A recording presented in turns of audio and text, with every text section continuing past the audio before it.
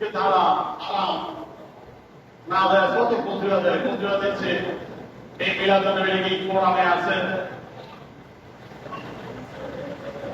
দেখেন দেখি কোরআনে আছে কি, হাদিসে আছে কি, ফিকাতে আছে কি, রাসূল পালন করেছে, সাহাবায়ে পালন করেছে, সাহাবী কত প্রশ্ন তাদের, অসংখ্য প্রশ্ন দরকারি।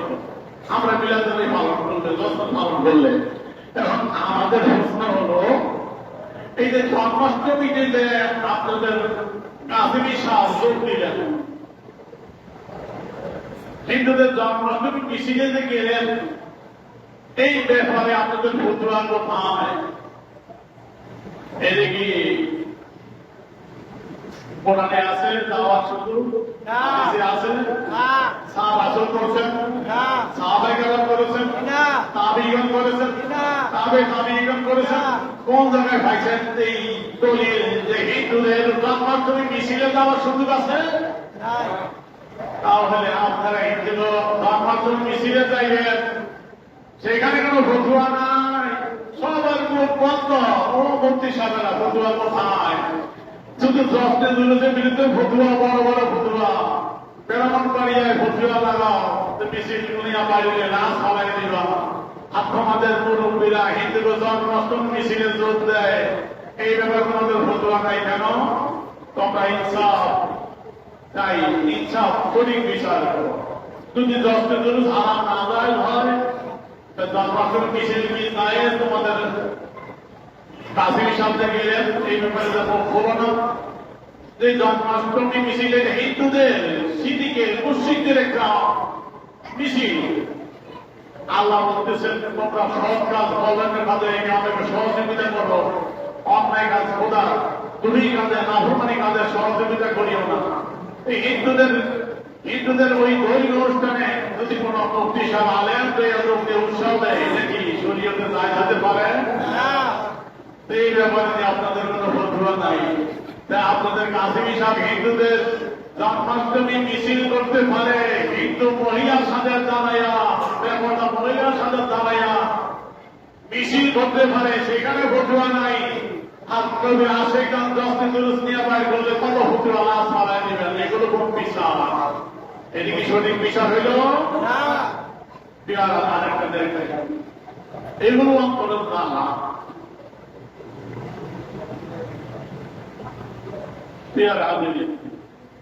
আমরা জশ্নে জুলুসে যে ধরনের মিছিল নিয়ে বাইর হয়, চট্টগ্রামে যেমন শ্রীমন্ত পাশের বিশ্ববন্ধু রাস্তায় এখন আসেন, তাদের গাড়িতে থাকেন, লোকজন মিছিল নিয়ে বাইর হয়। আপনি বিভিন্ন দরবার বিশ্ব ভাষায় গাড়িতে থাকেন।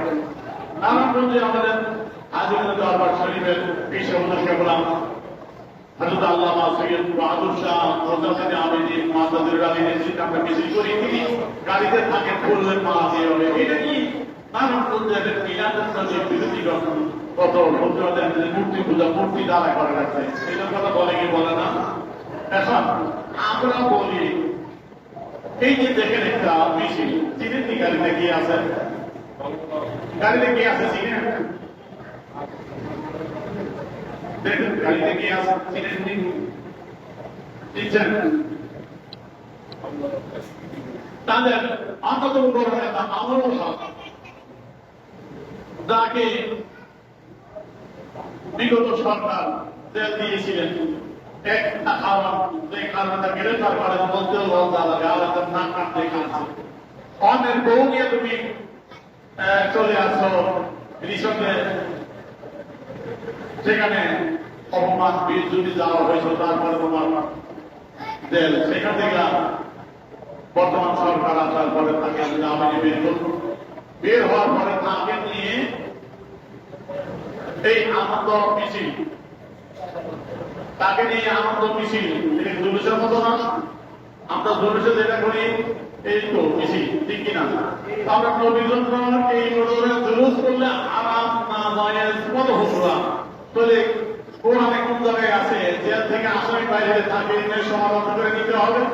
হাদিসে আছে, ফিকহের মধ্যে আছে, রাসূল করছে, সাহাবায়ে কেরাম করছে, তাবিঈন করছে, তাবে তাবিঈন করছে। কোথায় এখন তোমাদের ফতোয়া? আমরা মিলাদুন্নবী পালন রসুল পালন করলে কত ফতুয়া নিয়ে আসে, কোরআনে আসেনি, হাদিসে আসেনি, ফিকহে আসেনি, রাসূল বলতেনি, সাহাবায়ে কেরাম বলতেনি, তাবিঈন বলতেনি, কত কত প্রশ্ন। এখন প্রশ্ন কোথায়? যদি তোমাদের আসামি জেল থেকে বাইর হওয়ার পর থাকে এই সমাজ আপনার মিছিল করে নিতে পারো, আমার নবীর গুণী আমরা মনে দিন আমরা আন্দোলন করতে পারি কি পারি না? তাহলে ফতুয়া এখন নাই কেন? ও এক মুসলিম এক পেশি ফতুয়া সুন্নি মুসলমান তার বিরুদ্ধে সমাজের ফতুয়া লাগাও, এক গ্রুপ বসে থাকে ফতুয়া লাগানোর জন্য। আর সমাজের ঘরের খবর খবরা দেওয়া না, এটা কি ইনসাফ? এটা কি ইনসাফ হলো? ইনসাফ করো ভাই, ইনসাফ মতন ফতুয়া দাও। তুমি ফতুয়া এদিকে দাও, ওদিকে ফতুয়া লাগাও, ওইটাও না যায়, ঠিক কিনা ধরে বলো? তাহলে দেখা এগুলো কোন হাদিসে কোথাও আছে যে থেকে আসেন বাইরে এগুলো জুলুস করে নেওয়ার সুযোগ আছে? কোথাও কোন কোরআন হাদিসে কোথায় আছে? কোন জমানায় সাহাবায়ে কেরাম তাবিঈন তারা করেছে? তাহলে আমরা মিলাদকে মানাই করলে ফতুয়া, মিলাদ পালন করলে ফতুয়া, যে সাহাবায়ে কেরাম করছিলেন, তাবিঈন করছিলেন, তাবিঈন করছিলেন, অমুকে করছিলেন, তমুকে করছিলেন, কোরআন আসেনি, হাদিস আসেনি, ঢাকায় আসেনি, তোমাদের এগুলো আছে কিনা আমাদের তোমরা? তাহলে তোমরা করলে ফতুয়া নাই, মুখ বন্ধ। এখন মুখ বন্ধের জন্য জন্মাষ্টমী হিন্দুদের ওই পূজার উৎসাহ দেওয়ার জন্য মসজিদে অনুষ্ঠানে তোমাদের মুক্তি সামনে উৎসাহ প্রদান করে, সেখানে ফতুয়া নাই বলে কোথায় বলবো কথা না। তারপরে আমরা পিলাদের তবরক খাইলে, নামাজ খাইলে কয় অন্তরের নূর বাইর হয়ে গেল। পুরুষ শরীরের তবরক খাইলে কয় শুয়োরের গোস্ত খাইবার দেখেন আমার এই পোস্টার মধ্যে নিয়ে গিয়েছি তাদের হাওলা, এটা 4 সালে ছাপা, সারা দেশে পাইছে। ভুল হলে আসে নাই, মতো আসে নাই, কত বছর হইল 4 সালে করা, এখন কত 25 কত 24 বছর হয়েছে না? 21 বছর। তাহলে 21 বছর চলছে, তারপরে তো কই আসেন না, যদি ভুল লেগে আসেন জিজ্ঞাসা করুন, যদি ভুল লেগে আসেন আপনাদের রহমানি পয়গাম পঞ্চম বছর 10ম সংখ্যা অক্টোবর 1999 পৃষ্ঠা 37, সেখানে লিখতেছে মিলাদ কেন এত গুনার কাজ, জঘন্য আর তবরক খাইলে অন্তরে নূর বাইর হয়ে যায় বলেন। মিলাদের নামাজ খাইলে অন্তরে নূর বাইর হয়ে যায়, ঠিক আছে, অন্তরে নূর বাইর হয়ে যায়, না আফসোস নাই। এখন তোমরা যদি যাইয়া খ্রিস্টানদের বড়দিনের কেক খাও, পয়লা আমাদের প্রশ্ন হয়, ঠিক কিনা ধরে বলেন? এই দেখেন তাদের সেই কাসেমি সাহ, মাসুম বিল্লাহ কাসেমি খ্রিস্টানদের বড়দিনের কেক খাইতে আছে, কেক খ্রিস্টানদের খাওয়াইতেছে, খ্রিস্টান বান্ধবীদের কেক খাওয়াইতেছে, দেখছেন কি? এই এমন খাওয়া খাইছে, আঙ্গুল সাইডে খাওয়া শুরু করছে, দেখছেন? এমন খাওয়া খাইছে আঙ্গুল সাইডে, দেখছেন কি? ভাত খাওয়ার পর আঙ্গুল সাইডে খাওয়া শুকনো, এই খ্রিস্টানদের কেক খাইয়া শুকনো খাওয়ার পর আঙ্গুল সাইডে খাইয়া আমার কাছে নিষ্ঠা খুব মজা লাগে। নবীর মিলাদুন নবীর নামাজ খাইলে অন্তরে নূর বাইরে হয়ে যায়, আর খ্রিস্টানের বড়দিনে কেক খাইলে অন্তরে নূর ঢোকে, তাই না? খ্রিস্টানদের বড়দিনে কেক খাইলে অন্তরে নূর ঢোকে, ঠিক কিনা বলে বলেন? তাহলে এমন চাইতে ফেলতে খাই দিয়েছে ভাই, এটার ফতুয়া নাই, হারামের ফতুয়া নাই। আমলে এখানে শরীর খাবার খাইলে শুয়োরের বস্তু খায়, খ্রিস্টানদের এই বড়দিনের উৎসবে কেক খাইলে গরুর মাংস খাও, ঠিক কিনা ধরে বলেন? তো এইটা কোন ফতুয়া? হ্যাঁ কি ভাই, এইটা কোন ফতুয়া? হ্যাঁ খ্রিস্টানে খাওয়া যায়, আগে তো এই খ্রিস্টানরা খাওয়াইছে, এখন খ্রিস্টান তারা খাওয়াই দিতেছে, খাইতে আছে কি আমল সেটা খাইতে আছে, কি মজা কেক তাদের। আর নবীর মিলাদুন নবীর খবর খাইলে অন্তরে নূর বাইরে হয়ে যায়, কোথায় যাবেন তাদের নবীর মিলাদুন নবীর নামাজ খবর খাইলে ফতুয়া দেন, অন্তরে নূর বাইরে হয়ে যায়, তাজায়েজ হারাম। আউলিয়া কেরাম শরীফের খবর খাইলে শুয়োরের বস্তু খাইলে হারাম খাইলো, তো খ্রিস্টানদের বড়দিন উৎসবের কেক খাইলা এটা কোন জায়গায় আছে? কোরআনে আসেনি, হাদিসে আসেনি, ঢাকায় আসেনি। খ্রিস্টানদের ওই বড়দিনে কেক খাওয়া দেবো আসেনি ভাই? কোরআনের কোন আয়াত আছে দেখান একটু আমাকে, কোন হাদিসে আছে দেখান একটু, এখান কোন কিতাবের মধ্যে আছে দেখান একটু। সাহাবায়ে কেরাম কি খ্রিস্টানদের এই কেক খাইছেনি? আল্লাহ রাসূল খাইছেনি? তাবিঈনও খাইছেনি? তাবিঈন খাইছেনি? এখন কেন বুঝতে পারেন না? আমরা মিলাদ করলে কত প্রশ্ন, মিলাদ করলে কত প্রশ্ন, এখন প্রশ্ন কোথায়? ঠিক কিনা বলে? এখন আপনাদের প্রশ্ন কোথায়? এখন আপনার আখলাক। সত্য কথা বলতে জানা চুপ থাকে বোমা শয়তান। সত্য কথা বলতে জানা বলে না চুপ থাকে তারা বোমা শয়তান। তাহলে আপনারা মিলাদের বিরুদ্ধে ভোট দেন, রাসূলের দশটা তুলসীর বিরুদ্ধে ভোট দেন, মিলাদের নবীর নামাজ কবর খালি বিরুদ্ধে ভোট দেন।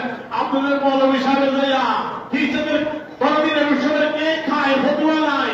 হিন্দুদের জন্মাষ্টমীর মিছিলে যোগ দেয়, ফতুয়া নাই। কেন এখানে ফতুয়া নাই আপনাদের? তাহলে বুঝা গেল আপনাদের ফতুয়া সঠিক না, ঠিক কিনা ধরে? তাহলে এই নামদাবাজদের থেকে আল্লাহ আমাদের হেফাজত করুন, ঠিক কিনা ধরে বলেন? তাহলে এই কিছু নমুনা দেখাইলাম শুধুমাত্র যে তাদের জন্য সব বৈধ। আর আমরা রাসূলের মহব্বতি কিছু করলে, ওলিদের মহব্বতি কিছু করলে হারাম ফিকিরে ফতুয়া শেষ নেই, ঠিক কিনা? আল্লাহ এদের ধোঁকাবাদী থেকে আমাদের ঈমান আকিদে হেফাজত করে সকলে বলি আমিন। আসলে যে কথা বলতেছিলাম আমার নানা ভাই ভালো হবে কিছু ডকুমেন্ট দেখালাম, দেখার দরকার আছে কিনা ভাই? এগুলো হলো কিতাবপত্র একদিকে আর এগুলো হলো বাস্তব একদিকে, ঠিক কিনা? কিতাবপত্র ভুল ফোনের একদিকে আর বাস্তব নমুনা একদিকে। এই জন্য বাস্তব কিছু ডকুমেন্ট দেখালাম, দেখেন অবস্থা কোন দিকে।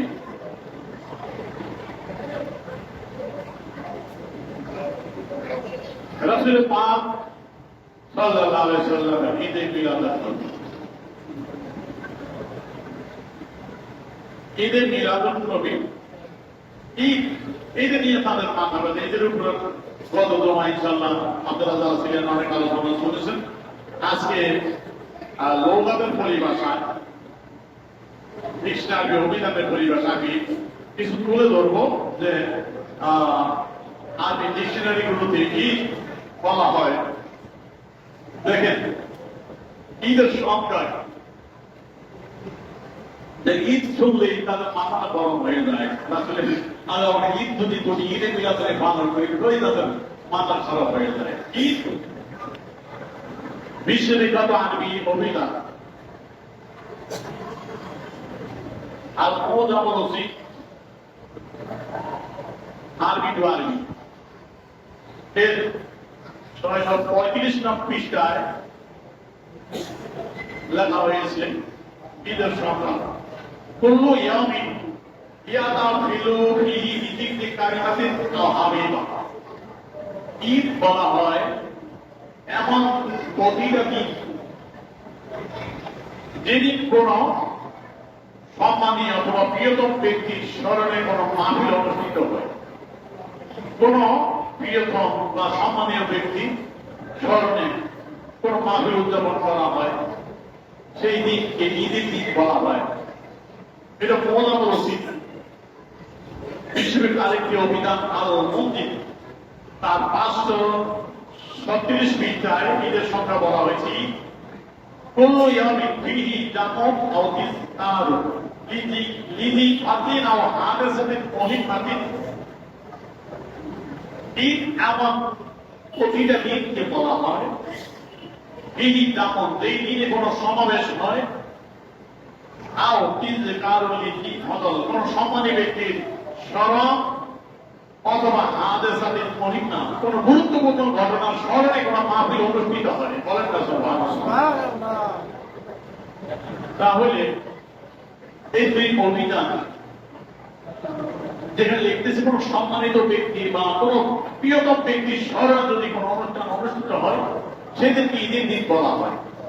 তো আল্লাহর হাবিব থেকে, আল্লাহর রাসূল থেকে পৃথিবীতে সম্মানিত কোন ব্যক্তি কি আছেন?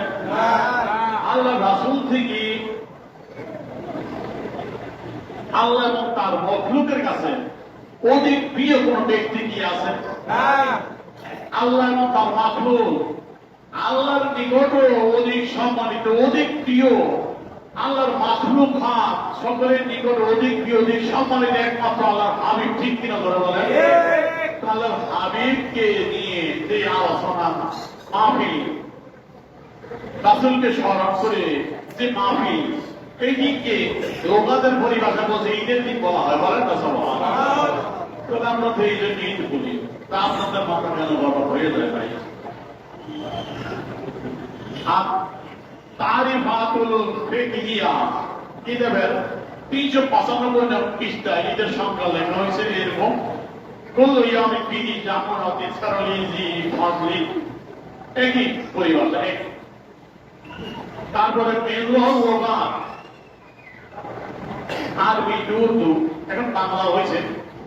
কিতাবের 583 পৃষ্ঠার সংখ্যা দেওয়া হয়েছে। ঈদ और वो दिन जिसमें किसी साहिब फरोग या किसी बुरी वाक़या की यादगार मनाती हो, একই অর্থ, একই। তারপরে আল্লামা রাগিব ইসফাহানি রাহমাতুল্লাহ আলাইহি তিনার আল মুফরাদাত একটি অভিধান কুরআনুল কারীমের বিভিন্ন শব্দের উপর তিনি লিখেছেন গুরুত্বপূর্ণ শব্দগুলো।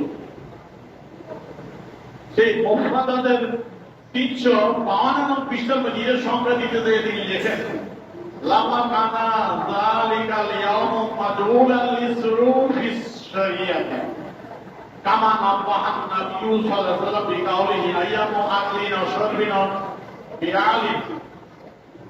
তিনি বলতেছেন ঈদ শব্দটা যখন শরীয়তে ঈদের দিন আনন্দ উৎসব করার জন্য নির্ধারিত করা হয়েছে, লাম্মা কানা যালিকা ইয়াউমু মাদউলান লিসুরুফিস শরিয়াতি, শরীয়তে ঈদের দিন আনন্দ উৎসব করার জন্য নির্ধারণ করা হয়েছে। ঈদের দিন হবে আনন্দ উৎসব করা, এই জন্য আল্লাহ পাক ঈদের দিন ঈদ উল ফিতর দিন আজাদ দিন রোজা রাখাকে নিষেধ করেছেন। কামা নাবাহান নাবিয়্যু সাল্লাল্লাহু আলাইহি ওয়াসাল্লাম বিকাউলিহি আইয়ামু আকলিন শারবিন বিআলি, যেমন আল্লাহ রাসূল বলছে যে ঈদের দিন হলো খাওয়া দাওয়া করার দিন এবং আনন্দ প্রকাশ করার দিন। এই কথা বলে আল্লামা রাগিব ইসফাহানি রাহমাতুল্লাহ আলাইহি বলতেছেন, সলা ইউস্তামারু ঈদ ফি কুল্লি ইয়াউমিন ফিহি মাসাররা, যে ঈদ শব্দটা ইউস্তামারু ঈদ ফি কুল্লি ইয়াউমিন, ঈদ শব্দ এমন প্রতিটা দিনে ব্যবহার করা যাবে, ঈদ এমন প্রত্যেক দিনের ব্যাপারে ঈদ শব্দ ব্যবহার করা যাবে ফিহি মাসাররা, যেই দিনে আনন্দ উৎসব করা হয়। বলেন না সুবহানাল্লাহ। আনন্দ উৎসব করা হয়, আনন্দ প্রকাশ পায় এবং আনন্দ ঘনময় প্রতিটা দিনকে ঈদের দিন বলা হয়। বলেন না সুবহানাল্লাহ। তাহলে আনন্দ প্রকাশ করার দিন আমার নবী আল্লাহ পাক তার হাবিবকে যেদিন পাঠালেন সেদিন শুধু মানুষ নয়, দিন ইনসান আল্লাহর আখরাতের মাখলুকাত খুশি না বেজার, খোদ আল্লাহ আনন্দিত, আল্লাহর হাবিবকে পাঠায় আল্লাহর মাখলুকাত খুশি। ঠিক কিনা বলে বলে সেদিন খালেকে কুল খায়নাত সমস্ত মাখলুকের যিনি স্রষ্টা এবং সেই মহান আল্লাহ লোক সৃষ্টি কুল রয়েছে সবাই আনন্দিত। ঠিক কিনা বলে বলে সেই দিন আনন্দের দিন কি ঈদ হবে না? তাহলে আল্লামা রাগিব ইসফাহানি রাহমাতুল্লাহ আলাইহি রায় অনুযায়ী ওই দিন তো বড় ঈদ হওয়ার কথা। ঠিক কিনা বলে বলে তিনি যুক্তি দিলেন, ওয়ালা যালিকা কাউলুহু তাআলা আনজিল আলাইনা মাইদাতাম মিনাস সামাই তাকুনু লানা ঈদা। সূরা মাইদার ভিতরে আয়াতখানা রয়েছে। হযরত ঈসা আলাইহিস সালাম দোয়া করেছিলেন, ওগো আল্লাহ, আল্লাহুম্মা রাব্বানা আনজিল আলাইনা মাইদাতাম মিনাস সামাই তাকুনু লানা ঈদান লিআউয়ালিনা ওয়া আখিরিনা ওয়া আয়াতাম মিনকা। এই আয়াতটা তিনি তুলে ধরলেন, তিনি তুলে বুঝাচ্ছেন হযরত ঈসা আলাইহিস সালাম যেমন মায়েদা নাযিলের দিন আল্লাহকে বলছিলেন, ওগো আল্লাহ, আপনি আমাদের প্রতি আসমান থেকে খাদ্যভর্তি দস্তরখানা প্রেরণ করেন, আসমানি খানা প্রেরণ করেন। আপনি সেই কুদরতি খানা, সেই প্রস্তুতকৃত খানা আসমান থেকে যখন আমাদের কাছে আসবে, ওই দিন আমরা ঈদ করবো। বলেন না সুবহানাল্লাহ। বলতেছেন তাকুনু লানা ঈদা, ওই দিন আমাদের জন্য ঈদ হবে। লিআউয়ালিনা ওয়া লিআখিরিনা, আমাদের পূর্ববর্তী পরবর্তী সকল জন্য ঈদ হবে। বলেন না সুবহানাল্লাহ। ওয়ায়াতাম মিনকা, আপনার পক্ষ থেকে একটা নিদর্শন হবে। তাহলে হযরত ঈসা আলাইহিস সালাম আল্লাহর দরবারে দোয়া করলেন, ওগো আল্লাহ, আমাদের উপর আপনার কুদরতি সেই খানা যখন আসবে, আসমান থেকে প্রস্তুতকৃত সেই খানা দস্তরখানা রেডি করে যখন আমাদের কাছে পাঠাবেন, আমরা এই আপনার নিয়ামত পাওয়ার কারণে আনন্দিত হয়ে ঈদ উদযাপন করবো। বলেন না সুবহানাল্লাহ।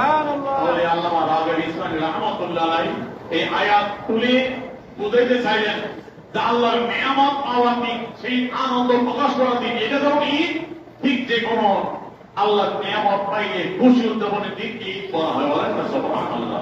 তাহলে ঈসা আলাইহিস সালাম যদি আসমানি খানা ওই আল্লাহর নিয়ামত পেয়ে যদি ঈদ করতে পারেন, তাহলে আমরা আল্লাহর সবচেয়ে বড় দামি নিয়ামত আল্লাহর হাবিব, সেই আল্লাহর হাবিবকে পেয়ে এখানে ঈদ করতে পারবো না, ঠিক কিনা বলা বলেন? তাহলে বোঝা গেল সমস্ত অভিযানের আলোকেও আল্লাহ নবীর আগমনের দিন অবশ্যই ঈদ, ঠিক কিনা? আসেন প্রিয়ার হাজির, ঈদ, ঈদে মিলাদুন নবী। তারা বলেন ঈদে মিলাদুন নবীর কথা কোরআন হাদিসে কোথাও নাই, পড়ার ক্ষেত্র। এবার ফাউন্ডেশনে ঈদে মিলাদুন নবী পালন করে, ইসলাম ফাউন্ডেশনে রাষ্ট্রীয়ভাবে আমাদের যে ইসলামী রাষ্ট্রীয় ঈদে মিলাদুন নবী পালন হয়, সরকারি ছুটি, ঠিক কিনা? আমাদের বিগত সরকারের আমলে কিছু বক্তা দ্বারা দেওয়া পেয়েছি ঈদে মিলাদের মাহফিলে যায় ঈদে মিলাদের পক্ষে কত সুন্দর কথা বলছেন। খাবার এইবার যেহেতু সরকার ফাল দিয়েছে, এইবার যাই আবার ঈদে মিলাদুন নবী না যায় না, ওই ঈদের নাম দেওয়া যাবে না, সিরাতুলের নাম দেওয়া হোক, এই দ্বারা আবার প্রস্তাব, ওই একই বক্তার পথে দুই সুর, ঠিক কিনা? তাহলে এটা কিসের আলামত? মুনাফিকের আলামত, মুনাফিকের আলামত। একই প্রভাব যাবিনা পাইনা জালি, এদিকে এদিকে ওই সময় মিলাদের পক্ষে কি সুন্দর সুন্দর কথাবার্তা বলে আসতা, তখন আমাদের কথা বললাম না, এখন আবার শুরু পাবে এখন এই বেনা চলবে না, মিলাদের নবী না, সিরাজের নবী।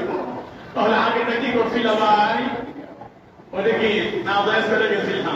তো নাজায়েজের সময় নাজায়েজ করে হাতিয়া নিলে এটা বৈধ হইল কেমনে? ঠিক কিনা বলেন? ও হাতিয়া নিলে বৈধ হয় না? বাবা শরীর দান করে সরকার বললেন আমিন, আসেন দেখেন মিলাদুন নবী আছে কি নাই হাদিস শরীফ।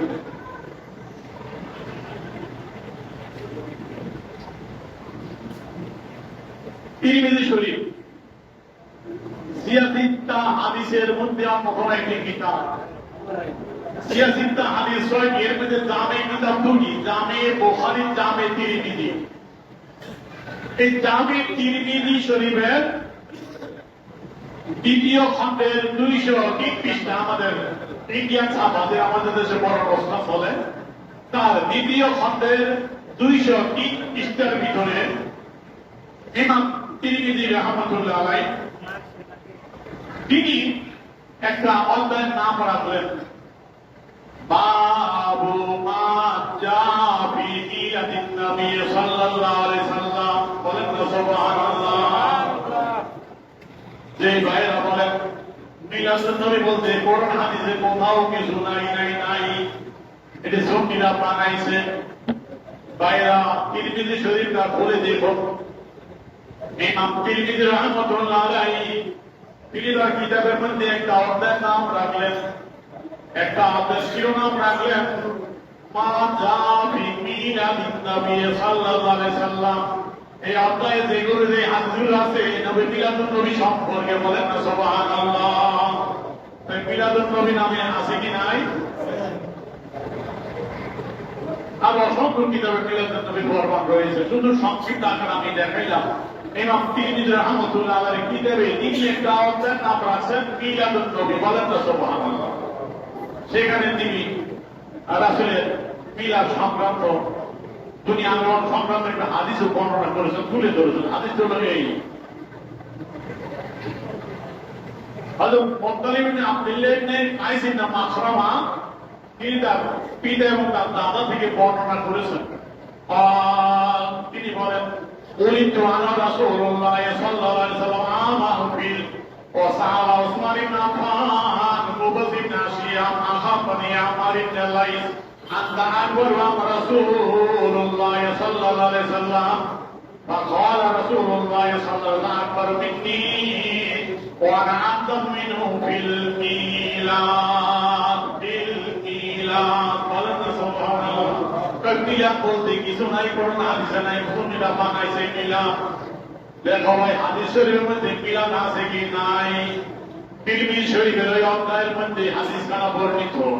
ইমাম তিরমিজি রাহমাতুল্লাহ আলাইহি বর্ণনা করেন হযরত মুত্তালিব ইবনে আব্দুল্লাহ ইবনে কায়েস ইবনে মাশরামা তিনি তার দাদা থেকে বর্ণনা করেন।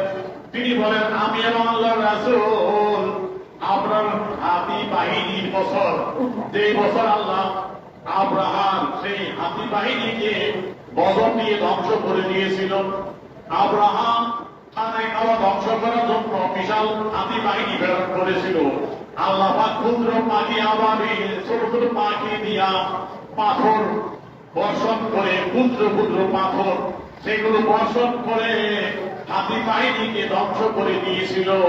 ওই বছর আল্লাহ রাসূল এবং তিনি দুনিয়া গমন করেছেন। তিনি বলতেছেন, ওই বছর উলিদতু আনা রাসূলুল্লাহ সাল্লাল্লাহু আলাইহি ওয়াসাল্লাম, আমি এবং আল্লাহ রাসূল দুনিয়া আছি।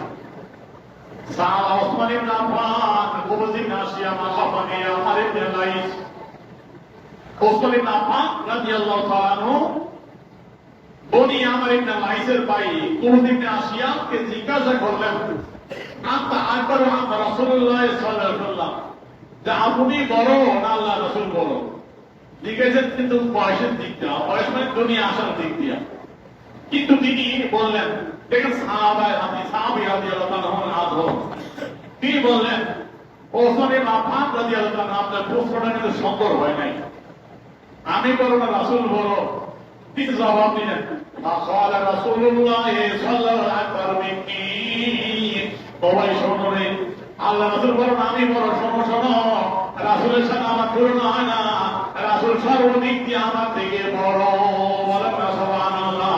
আকবর মিন্নি, আমার থেকে বড়, আমার থেকে বড়। আর তুমি যা জানতে চাইছো সেটা আমি বুঝেছি, তুমি শোনো আমি সেটা বলতেছি।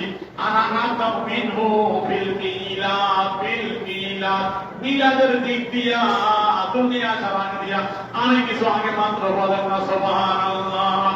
রাসূল দুনিয়া আসার কিছুদিন আগে আমি আসছি। বলেন না সুবহানাল্লাহ। আকদাম ফিল মিলাদ, মিলাদের দিক দিয়া দুনিয়া আসার আগে দিয়া আমি আগে। তাহলে ভাই এই হাদিস প্রমাণ করে আমার রাসূলের মিলাদ নিয়ে সাহাবায়ে কেরাম আলোচনা করতে ঠিক কিনা ধরে বলে। সুতরাং মিলাদ মানে রাসূলের দুনিয়া আগমন। সুতরাং আজকে আর প্রশ্ন দিব না, আগামী সময় বাকি আলোচনা আল্লাহ পাক আমাদের এই সঠিক বুঝ দান করুন। সকলে বলি আমিন। আসসালামু আলাইকুম ওয়া রাহমাতুল্লাহি ওয়া বারাকাতুহু। যারা